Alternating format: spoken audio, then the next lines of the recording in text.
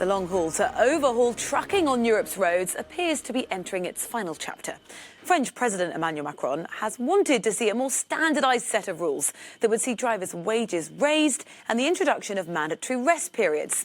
The new rules would apply across the entire European Union, but that's drawn fire from Bulgaria. Sofia says the new measures would erode its competitive advantage and force many hauliers into bankruptcy. Damian Vodnicharov reports. Bulgaria has been at the forefront of the opposition to the EU mobility package since it was first announced. While looking to combat the use of cheap imported labor, known as social dumping across the bloc, the new directives may also impact the bottom line of Eastern European transport companies. The main concerns being the return of drivers every 3 to 4 weeks and the return of trucks every 8 weeks to company headquarters. The bigger players, such as Angel Trakov, who commands a fleet of 300 lorries, have already taken the necessary steps. We've had to open 3 new logistics centers throughout Europe to cover the continent.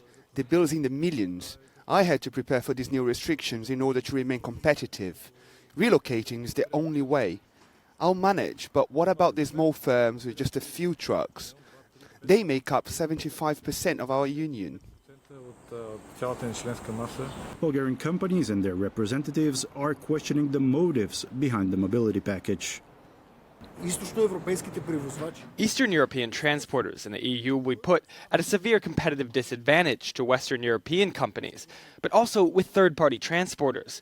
These are companies from Turkey, Serbia, Moldova, and Ukraine, and they will not be affected by the mobility package. Another concern is the ecological impact of the truck return policy. Estimates show that nearly half of all lorries returning to their country of origin would be doing empty runs. Right before the final vote on the EU mobility package, it remains as divisive as ever. According to the Bulgarian transportation companies, very little has been done to address their main concerns throughout the years. Getting any kind of support within the European Parliament has also been an uphill battle. The mobility package has drawn a line in the sand between East and West, even in the European Parliament, says Bulgarian MEP Angel Jambaski, who has been a vocal opponent of the new directives. This is pure Bolshevism and communism. This is a business takeover. I can hardly explain how this anti-economic and anti-market action can be justified.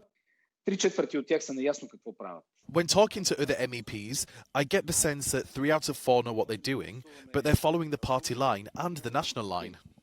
The smaller companies, which make up the vast majority of the transportation market, are all fearing bankruptcy. About half of them would not survive the changes, and Bulgaria's GDP could also suffer a 3% contraction. Damian Vodnicharov for Europe.